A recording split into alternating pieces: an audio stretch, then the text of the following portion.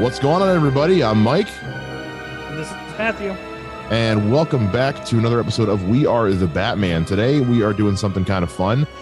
We are going to break down some of our favorite episodes from the world of Batman animated. This could be Batman the Animated Series, Batman Beyond, The Brave and the Bold, The Batman, Justice League, any of these animated shows that feature Batman. We're going to talk about our favorite episodes.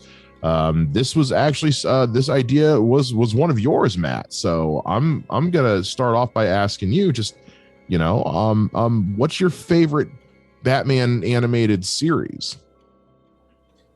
It's kind of funny. I want to say Batman the Animated Series, the one from the 90s, but having rewatched a lot of them, I almost want to say that the Batman might be kind of neck and neck with it, just because I think Batman the Animated Series, there's so many of them.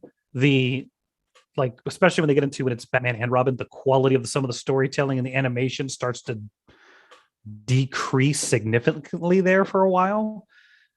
But then that last season is every episode besides the animal one is great. So it's just yeah, I think it's still my favorite. Like, the Batman is fun. It's up there, especially because it has Nightwing. That's true. I will say, having just finished rewatching the Batman the animated series, The Batman, I have to make that distinction now because there's a movie called The Batman that's incredible that I also just finished watching. I will say it didn't hold up for me the same this time around. I found myself actually enjoying it a little bit less this time around, but not to say that there wasn't a lot of good things in it. We'll see if any episodes make it onto either of our lists, though. So it's kind of interesting in that, go ahead. No, I'll just say that the thing with that is it's definitely a Saturday morning cartoon. Like, it is what it is. Unlike any of the other Batman animated shows, it's so much a Saturday morning cartoon. And it is honestly that show ends and the Saturday morning cartoon thing is gone quickly after. Yeah, you can. Yeah, because I remember having just because the final episode, I don't think they knew was going to be the final episode because it ends on such a kind of a lame note. There's not really a whole lot about it that's like tying a bow on anything. And yeah, pretty much after that is where you see the whole kind of Saturday morning cartoon trend just kind of die. And the Batman very much felt like a show that was geared towards just like making toys. Because it was very, even for Batman, it was gadget heavy. But I don't want to sit here and spend too much time being negative. Let's get into the things that we liked. And I'm gonna have let's start with you, man. What's your number 5 on your list? My number 5 comes from Batman Brave and the Bold. It is the Music Meister. Let's hold on that one. Okay. We're gonna hold on that one. Well, let's do this. I know it's a different podcast, but in the high five thing, we always say wait for the sequel. Does that count? You want to go with that, or you want to do? Let's go. Wait for the sequel. Okay, let's go wait for this. Okay, so then what's your number 5, my friend? My number 5 is This Little Piggy from Justice League Unlimited. Okay, so you included Justice League cartoons. If they were Batman centric, yes. Okay. Yeah. I'm gonna stay with my list. I picked this one for a couple different reasons, other than the fact that it's a Batman centric episode. But it's got some of my favorite dialogue that Kevin Conroy has ever spoken, which is he's on the rooftop with Wonder Woman and she's kind of hinting at the idea that they could date, to which he says, number 1, dating within the league always causes problems. Number 2, you're an immortal warrior princess from an island of women, and I'm a rich kid with issues. It's not going to work. And it's a great, hilarious exchange to hear Batman even just kind of oversimplify his situation. I'm a rich kid with issues. It's like, yeah, kind of. But also the episode has Kevin Conroy, the Juilliard educated actor, by the way, ladies and gentlemen, singing the classic blues song "Am I Blue for You" beautifully. Yes. And it's a great moment. It's an episode. It's not a very serious episode. It's got a lot of frivolity and almost silliness to it because Wonder Woman's turned into a pig by a Greek goddess rather. Zatanna's involved. And what's his name? The animal hero. Wannabe, who is a ridiculous character even to begin with, so much that he's a joke in The Brave and the Bold, which the show in general is campy enough. He's even too campy for that show, until they do him really well. But so it's a very light episode, but there's a lot of heart in it, a lot of character in it. And if you're just a fan of Kevin Conroy and like his Batman getting taken down a peg here and there, this is a good episode for you. Yeah, I really did like the episode. This is probably one of my favorite of that not reimagined, but when they kind of changed Justice League to Justice League Unlimited. Yeah. I was a huge fan of the Wonder Woman Batman relationship. Like, it was one of those weird times of like, yeah, I know usually the Superman Wonder Woman thing, like I kind of like that. I would have never thought Wonder Woman Batman, and I really was sad they didn't continue it. That this is the one that kind of ties the bow on it, and it I don't think it does not come about again after this. I think this is one of the last, because there's an episode where they're doing something with Gorilla City, and it looks like something has fallen on top of like Wonder Woman and crushed her, and Batman's like digging at the dirt with his hands, and there's a moment there. But yeah, it's only brought up a small handful of times in the series, and it's never really built upon. They hint at it in the episode where the fan. When is the once and future thing, when Green Lantern, Wonder Woman, and Batman go into the past and then the future? When is that? That's at the end of the first Justice League run before it goes Unlimited. Okay. Because that's when John Stewart and a hot girl are still an item, because they suggest that him and Hawk Girl had a kid, and that's Warhawk that we meet in Batman Beyond. I think I'm gonna have to check the list. I'm trying to remember that. But anyway, point being is that the fact that this kind of ties the bow on the relationship between and too much time on that stuff. Yeah, man. So what's your number 4? My number 4 is Almost Got Him from Batman the Animated Series. Oh, that one hurt to leave off my list. That one like caused me physical pain to not put on my list, but please talk about it. I love this episode. It's such a good episode of every villain telling the story of how they almost killed Batman. It's such a nice round table. You've got the different characters doing different things. It's nice little quick vignettes. And I think I told you this before, but I'll kind of say it here, is it also has a little bit of a soft spot in my heart because there was a fan film that I kept getting pulled back into that was based on this episode. So I've watched it a lot of times, and I just think it's just one of those very random kind of cartoon episodes of like, we're going to make a Batman episode that Batman's not in, or that is not the main character of the show. Yeah, he's not. He's barely in it, other than being the kind of antagonist to all these villains' stories. I loved this episode so much. When I was a kid, they made they used to do this a lot when I was a kid. I don't know if you remember these at all, Matt.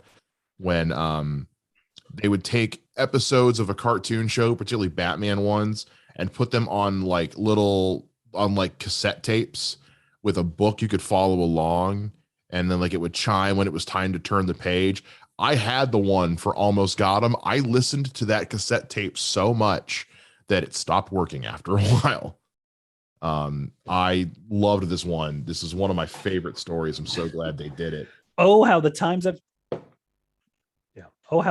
changed. I had those, but they were albums. Oh, you had the vinyls? Yeah, the vinyls of like old, like there was one for Empire Strikes Back, there was one for Batman. I did have like one of the first Batman books I ever had was it was Batman and Robin versus Man Bat, and it was an album. And then halfway through, you had the album over. It was a little 45, and you had to flip the album over and continue. It was so funny. All right, so what's your number four? My number four is the one that we held on from you earlier, Mayhem of the Music Meister from Batman the Brave and the Bold. Oh my gosh. This is the first episode of Brave and the Bold I watched. You? Um, I think it might be the same, honestly. I think this might, because I think I remember hearing that like NPH was going to be in it or something, or it just happened to be on. But this is the first episode I remember watching like beginning to end. Yeah, because I think what happened is I was trying to show my son because he was a big fan of the Flash. I was like, "Hey, the Flash is in this Batman Brave and the Bold cartoon. Let's watch it." And whoever designed the links on the website we were watching it on messed up the links, and this episode played. And I was like, "This is brilliant. This is hilarious." And um,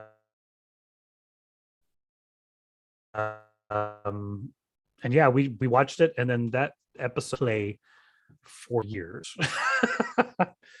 Well, something that I think is interesting. So this is the like one of those times where an animated series introduced a character before it was in the comics, because the Music Meister didn't exist before this episode. He was created specifically for the Brave and the Bold. The episode was so popular they actually do another take on this on the Flash at one point, the CW version of the Flash, and he was played by, I believe, Darren Criss from Glee. Yes, I hate that I know that. Because it was a Glee reunion because True. Flash was from Glee and Supergirl was from Glee. So they just like, hey, we got him. Let's do it. I get it, but yeah, it's kind of like with Harley Quinn and the version of Mr. Freeze as we know him now. He was introduced in this show for the first time, and when I just describing this episode to someone is it's Batman and Friends, the musical, with NPH as the music obsessed supervillain. What is there to not love about this? It's fantastic. Oh, I got my family the CD for Christmas because they love the music so much. That's funny. That's fantastic. I gotta get. I wonder if that's on. I wonder if that's on iTunes. I may have to pull that.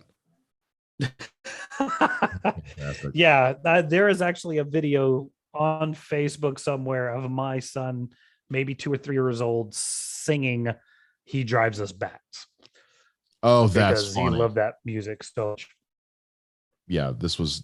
I want to. If you can find that video of your kid singing it, I want to see that. That's funny. I have to find it. I know I have it somewhere. Okay. All right, what's your number 3, man? What's your trace? No, this would be your number 3 now because that was my number 4. What's your number? Okay. 3? My number 3 actually surprised me because it was one of those like, oh yeah, no, I have to do this. It's Strange New World from the Batman. Okay. And yeah, go talk about that one because I got to remember which one that is. That's the one where Batman is running around and the entire city are zombies. And it's him and Robin running around. And then Robin gets turned into a zombie. And then like the back third of the episode, you realize that what it is everybody is okay and he's drugged. But because he's the one who's drugged, he thinks he's living in a zombie apocalypse. That's right. Yeah. I remember that one. So like the first half of the thing, you really feel like Batman and Robin are running around Gotham. That's post-apocalyptic zombie trying to save the city. And then when Robin gets taken, and what it actually is that they give Robin the antidote.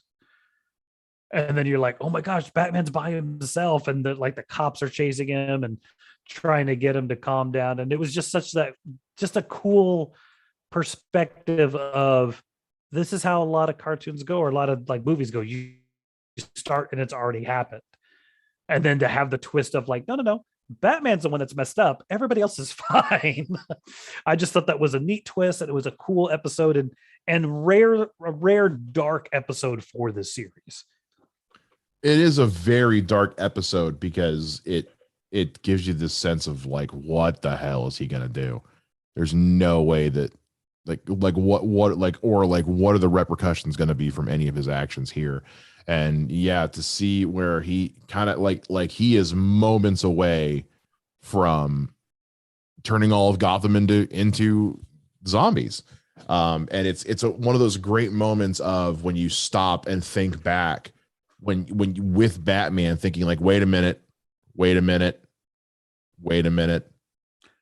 Oh, and you kind of have that the same time Batman does, the viewers kind of like, son of a bit, good for you. Good writing there, team. Yeah. Because you almost like when Robin gets taken, you're almost like, no, not Robin. And then you're like, oh no, they saved Robin. Okay, crap. What is happening? Yeah, it's a really good one, especially because I think this is one of the last times until the finale that we get Hugo Strange. Yes. Which I think his episodes of the Batman tend to be some of my favorite because they're very cerebral. And up until the finale, the Lost Heroes parts 1 and 2, I think this is the last time we see him, if I remember correctly. Yeah, I think so. All right, are we on your number 3 now? Yeah, my number 3 is one I know you haven't seen because I know you haven't watched this show. It's from Batman Beyond. It's called Meltdown. Okay.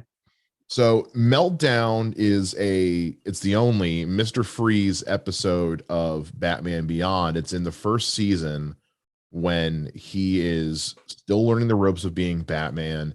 And it's a moment where, some demons of Bruce's past, like with a lot of these episodes, come into not only to haunt Terry, but it also is the beginning of building Terry's own rogues gallery as well. So basically, because of Mr. Freeze's condition, he's still alive, but he's basically just a head at this point.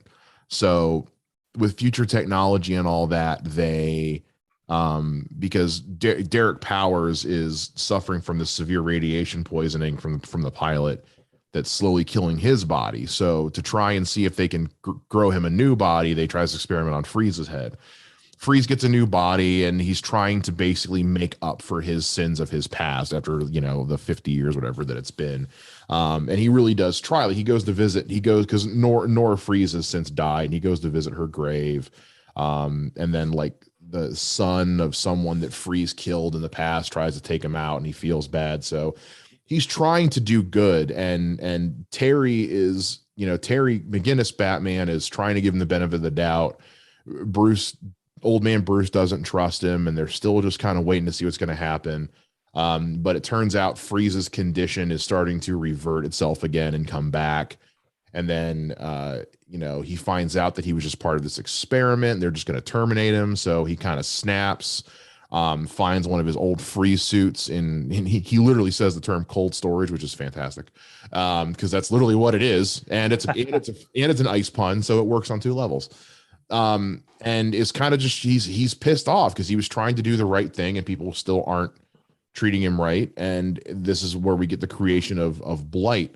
And I love this because one, it continues the version of Mr. Freeze that was introduced to us in Batman the Animated Series in the 90s. Because prior to that, Mr. Freeze was just a jewel thief who liked ice, who went by like 4 different names. Yeah.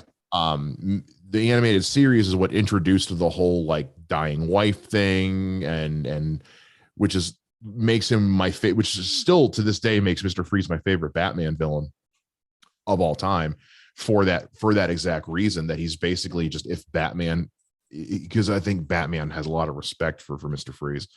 I'll get to that in another episode, but this is one of those moments where you find out like, yeah, Mr. Freeze just can't freaking catch a break.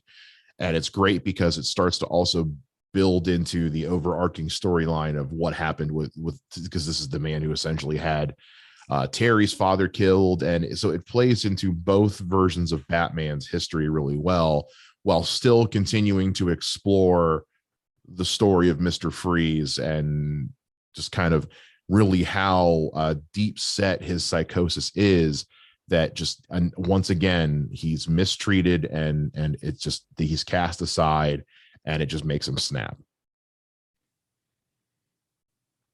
So yeah. Nope, never seen that. Well, all right, then what's your number 2? My number 2 is from Batman the Animated Series, and it's Never Fear. Which one's that? I'm assuming it's a Scarecrow one. Yeah, it's the one when it's like the Scarecrow has a serum that takes people's fear away completely and totally. So it makes them like crazy. Okay. And Bat gets it. Okay. And this is the one, the scene that always gets me is like, because he's Matches Malone and he's trying to sneak around and find out what's going on. He gets captured, and then Scarecrow gives him the serum, not knowing it's Bruce Wayne / Batman, and has him like in this pit. And he's like, oh, just shoots him with it. And he's like, well, he's not scared. Just gonna come towards me. He starts walking towards him, and there's alligators in this pond, and they attack him. And Scarecrow's like, oh, okay, cool. And walks off, and then blood comes up, and Bruce Wayne comes out of the water. And he's, with his bare hands, killed these 2 alligators. And then at that point, he then, of course, goes home, gets, Tim Drake. They dress up and they go out. And then it's like having Batman with no fear. So now he's not afraid to kill somebody. He's not afraid to fly the bat plane, super dangerous. Like the whole. So then what happens is he's so over the edge, Robin has to like tie him up and solve the case, because the whole thing is like the Scarecrow is going to release toxin to the city. So you have the entire city going nuts because no one's afraid to do anything. Right. But it's just a really cool, like just seeing Batman be, no holds barred with everything he's doing, like beating people up and doing these things. Just like, okay, yeah, nope, that's right. That's what it is. It's called Never Fear. It's from the last season of Batman the Animated Series when they had redid everything. Oh, okay, gotcha. All right. Well, my number 2 is it ring any bells? Not really. I think I just got to go back and rewatch those again, because obviously it's been a while. I got to go back and find that one again. Yeah, it's a good one. My number 2 is from that kind of same era of the Batman animated stuff when they did the redesign of the Bruce Timm stuff. It's from when it was then called the Batman Superman Adventures. It's the World's Finest episode where Batman and Superman finally meet. It was on my honorables. I get it. I should probably like preface that there are a number of episodes that are technically my favorites, right? But they're not my favorites because of Batman, and we'll talk about those later. But that was like one of those like, yeah, it's a really good episode, but it's Batman and Superman. But it is, in my opinion, how you didn't just do that in live action. Gotcha. Well, and with World's Finest was the first time for me as a kid that I ever saw the first meeting of Batman and Superman. Usually when I would read comics, it was when they had already met, and there weren't a whole lot of movies or anything. There definitely weren't any movies where these two had interacted. So it was a big moment where I was like, oh my God, they're finally gonna like meet up and see how this is gonna go. And it was a very great character story as well, because you have the whole thing with Bruce Wayne and Lois Lane falling in with each other. The idea of Lex Luthor working with the Joker, and how these two worlds would kind of coincide. The way that Bruce and Batman and Superman discover each other's identities, that Superman just goes, boom, X-ray. And so Batman's like, fine, I'll just follow you. Okay, cool. Now I know who you are. And what are we going to do? What are we doing here? And to see how they don't like each other, but they're willing to do what they can. Because again, it's that idea of like, I don't like you and you don't like me, but look, we're here to do a thing. Also, you get probably one of the sickest burns ever from Batman in this, where when the giant plane thing is like crashing and they've all jumped out parachuted, and Batman's got Harley, and she goes, "Oh my God, Puddin'," because Joker's still in there. She goes, "Oh my God, Puddin'," and Batman says, "At this point, he probably is." And I was just like, God. Yeah. Yeah. Come on. Damn, Bruce. Like, No, I love that. Yeah. I love that because like it's kind of interesting to think about now is that The Dark Knight Returns is the first storyline to ever introduce the fact that Superman and Batman are at odds. Before that comic, and you look at like all the old comics or cartoons, they're just buddy old pals. They're not any kind of, there's no different viewpoint of what justice and good is. And it's the late 80s and through the 90s where you get this kind of antagonist ideal between the two of them. So to have this cartoon kind of play with that is fantastic. And it has one of my favorite Batman moments of all time, which is when after the first episode and they've saved Lois and the Superman's like, thank you for your help. If I had thank you. If it wasn't for your help, I wouldn't have been able to save Lois. And he's like, I'm aware of that. It just fires the batarang, flies off, and you're just like, you're a prick. It's that, I think we talked about a different episode of like those moments you don't get in solo Batman movies. So to have, I would love to have Ben Affleck have treated Henry Cavill's Superman that way of like, thanks Bruce for bringing me back to life. I wouldn't be here if it wasn't for you. Like, yeah, I know, no kidding. Yeah, I was there. I'm aware. So, and yeah, and also again, like I think I was like 10 years old when this one ran.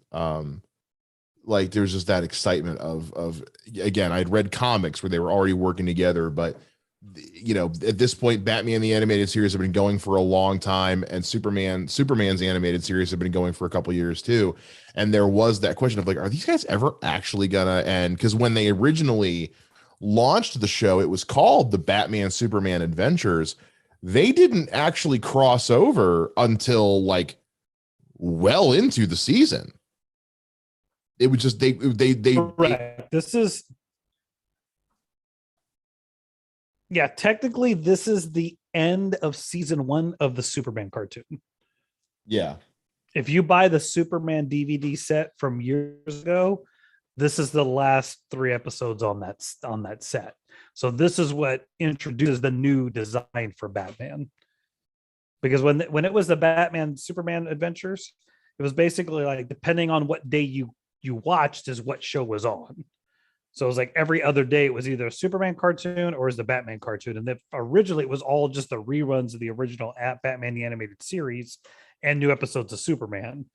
And then once they finally got up to spec, it was then the newer episodes of Batman.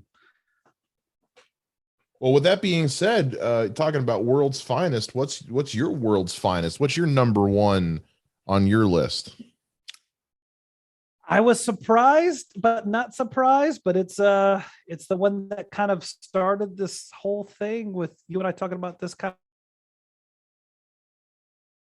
of podcast thing, and that's Chill of the Night from Batman Brave and the Bold.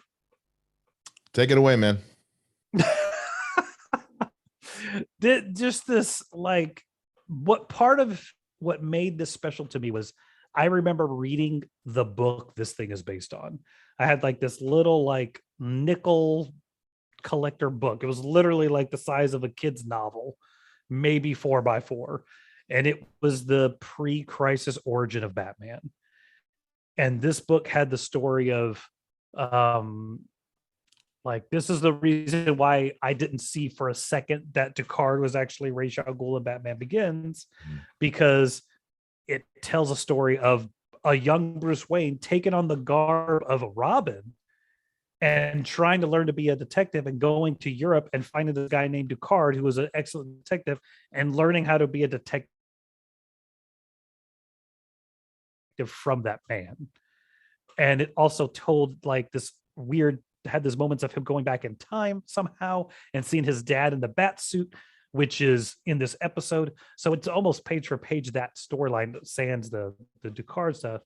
but also the meta-ness of it's Batman trying to find out the man. He figured out who the man that killed his parents is, and then starts trying to find him.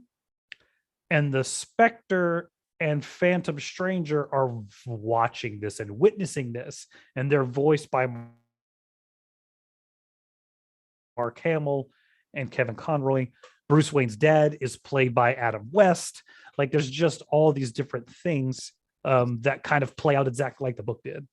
It's also the same guy voicing Two-Face who voiced him in the Batman the Animated Series, who I believe voiced Richard Mole. Yeah, who he does a couple different voices in this episode. He voices Two-Face, and he voices the guy, the mob boss who's dying in the hospital bed at the top of the episode. Who gives him the name Joe Chill. Yeah, I know what you're talking about. So it's not the first time in Brave and the Bold that they did a love letter to other Batman, stuff. There's the one where he goes to Zur-En-Arrh, and you've got Kevin Conroy as Batman. You've got Clancy Brown back as Brown as Lex Luthor, and I'm blanking on the actress's name, but she's back as their version of Lois. Dana Delaney, thank you. So it's far from being the first or last time they would pay tribute to other Batman animated stuff. Yeah, and also uncharacteristically dark. And I don't mean like very, because there are some very dark, because there is no, like, for the most of the series, Batman is kind of smiling, he's having fun, but this is like he is just straight up vengeance going after Joe Chill.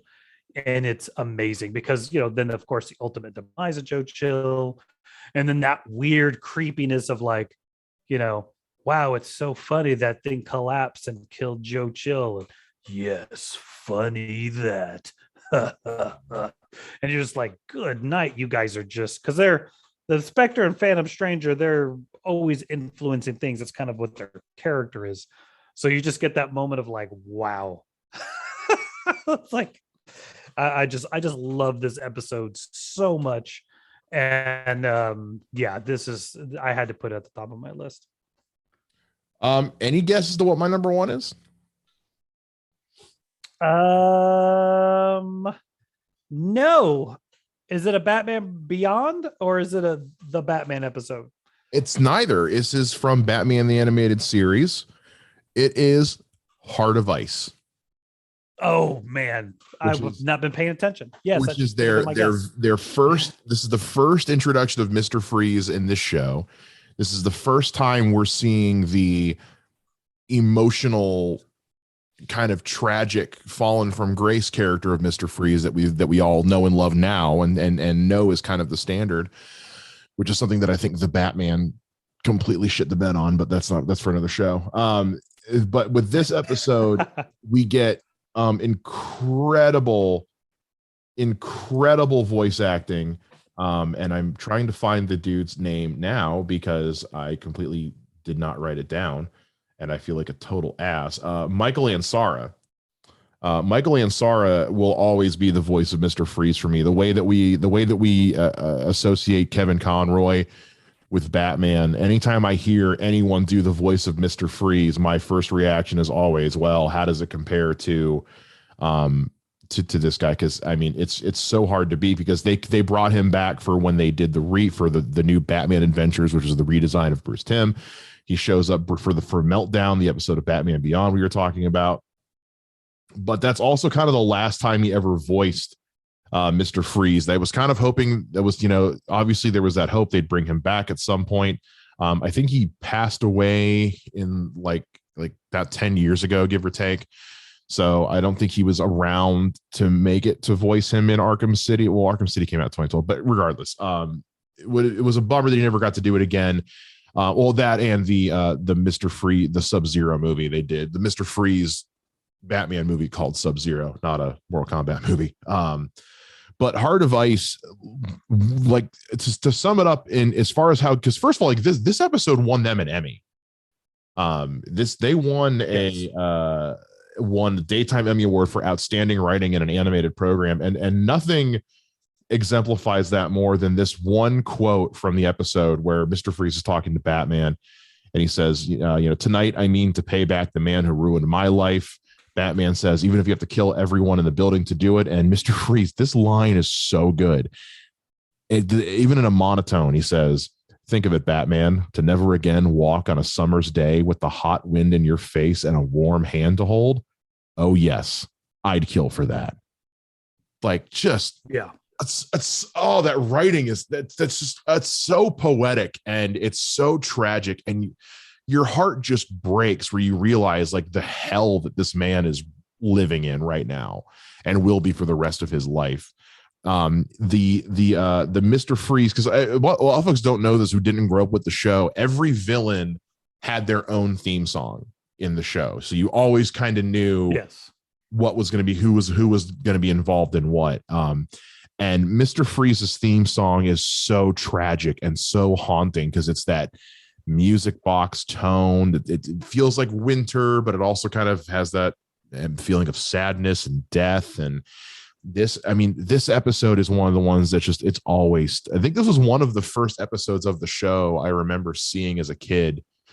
And it stuck with me even as a kid. It was one of those, like, whenever the repeats were airing, I would get so excited, A, when it was a Mr. Freeze episode, or B, when it was this Mr. Freeze episode. It also is one of the earliest indications that Batman and Alfred have a love for chicken soup, because it's kind of this funny in a Batman group on Facebook. We always like to talk in threads about how Batman and Alfred really love chicken soup, because it comes up a lot in the comics that Alfred made chicken soup for Batman, and it comes up in several of the animated movies, and it comes up in this episode too, because of Mr. Freeze, Batman gets a cold. Like, there's a moment where we get to have Kevin Conroy as Batman just sneeze like his life depends on it, and before he goes out to fight him, Alfred hands him a thermos. And he's like, what is this? Some kind of gas grenade? No, it's chicken soup. Yeah. And that's ultimately what he defeats Mr. Freeze with, is he breaks it on his helmet, and someone's like, what was that? He goes, a cure. So I love this episode so much. It won an Emmy, and you're goddamn right, it won an Emmy. This episode is amazing. Yeah. That's anytime he showed up, his when he reappears in the fourth or third season, depending how you look at the seasons of the show, and he's just the head, like, it's just creepy, and you're just freaked out because you're like, this dude has just lost everything. And honestly, I really like that Sub-Zero movie. It's like, good. I thought it was really good. Like, it just gets no attention in any way, shape, or form, because it's not really a movie per se, because it's only like 55 minutes long. It's not. It's one of those direct to VHS ones. And part of the reason it's so good is because it's everybody involved with the animated series just made a movie. But the reason I think it tanked is because it came out at the same time as Batman and Robin. Yes. It came out at the exact same time as Batman and Robin, which was a Batman movie with Mr. Freeze that everyone hated. And so it kind of got buried with that. But then this was also right before they transitioned into the redesigns with everything. So it kind of just got lost in the scuffle of all that. And everyone just was kind of, with the whole people having now this sour taste in their mouth for Batman and Mr. Freeze, it kind of just got lost in that. Yeah, which is unfortunate. But no, yeah, it's a good episode. And dude, as much as, like I said, that the animated series, sometimes some of those episodes are kind of blah, there's such goodness in there. And like, I need to do a rewatch of that show. I rewatched most of it like 2 years ago, but I think I need to go back and do it again. So yeah, highly recommend it. As somebody who just finished watching The Brave and the Bold for the first time and rewatching the Batman, I think I might go ahead and go back and rewatch the animated series and Batman Beyond and all that stuff, because there's so much good in there. And maybe on this rewatch, my list totally changes. Who the hell knows? But these are the ones that came to my mind, like, instinctively when I was thinking about episodes that I really like. So, yeah. But what are some other ones? Some honorable mentions. Some that were kind of coming up there. Well, I mentioned Almost Got Him was one I that hurt to not put on here. Feet of Clay, I really, really, really, really, really wanted to put on here. As but parts 1 and 2, because I love Clayface so much. You talk about if I could have, playing with house money, if I could make a Batman movie, it would be a Clayface horror movie, with Clayface as the villain, because what's scarier than a shape-shifting serial killer that can hide in plain sight? I'll be honest, I never really liked any of the Mad Hatter episodes. No, I'm there with you. They were okay. Which is a bummer because I like the Mad Hatter. But so those 2 were on there. I did consider one episode of the Batman. It was going to be, and I don't have it written down. I'm trying to remember which one it was now. I think it was the episode with Harley. Yeah, it was the episode where they introduced Harley Quinn, from season 3, I think it was. Because it was a nice, slightly different take on not only Harley Quinn, but on the relationship between Harley and Joker. Made it a little less Stockholmy, and just more to. That's the one where she's like the TV show psychiatrist, right? Yeah, she was like one of those those TV relationship doctors, and she falls in with Joker just because she's desperate and thinks he's kooky. And it's, like I said, it's a lot less Stockholmy, a lot less mental abusey, and a lot more just 2 kooky people fighting each other at the right time, which I think was because the Batman was so geared towards kids. They were and at that point, a lot of the criticisms had come up about Joker and Harley's very toxic, abusive relationship. I think they were trying to pull away from that a little bit, especially since they were doing something totally different with Joker anyway. I think it hit more than it missed, but it's just a really good, funny, well-written episode. So I thought about putting that one on there too. That, and there was also the one from the Batman with the friends of theirs who were basically the anti-Batman and Robin. Wrath and Scorn. Yeah. Wrath and Scorn. And then there was the one that was the one that was basically based on Dark Knight Returns, where it's like the people. Yeah. So there was a couple that I thought about, but ultimately they were just like, I mean, I like them, but these are the ones that my mind just kind of kept defaulting back to. Yeah. About you? I think you're saying I'm the same. Like, I'm sure if I rewatch some of these things of episodes, but I had to go like Over the Edge, which is actually a Batgirl story. Do you remember that one? Yeah. And then, like, I have a really weird soft spot for Beware the Creeper. When the news reporter becomes the creeper, and he's like obsessed with Harley Quinn. Do you remember that episode? Vaguely. I remember not liking it. It's so weird and wacky because it's like I remember how I think the Joker tries to kill him and he gets put in a vat, and then he comes out and he's got like all this weird powers, but it's just about him figuring out who he is now that he has these abilities, and Batman's chasing after him and the Joker's chasing after him. He's chasing after Harley Quinn, and it's just this weird, like, what is happening in this episode? But again, it's because of him, not because of Batman. Mad Love was another one I thought about. You Scratch My Back, which is a Nightwing centric episode. Robin's Wrecking, which is all about Robin's. And then the other ones, like, do you Night of the Ninja and Day of the Samurai? Do you remember that weird like 2-parter that actually has like 6 episodes between part 1? Vaguely. Part 2. That sounds really familiar.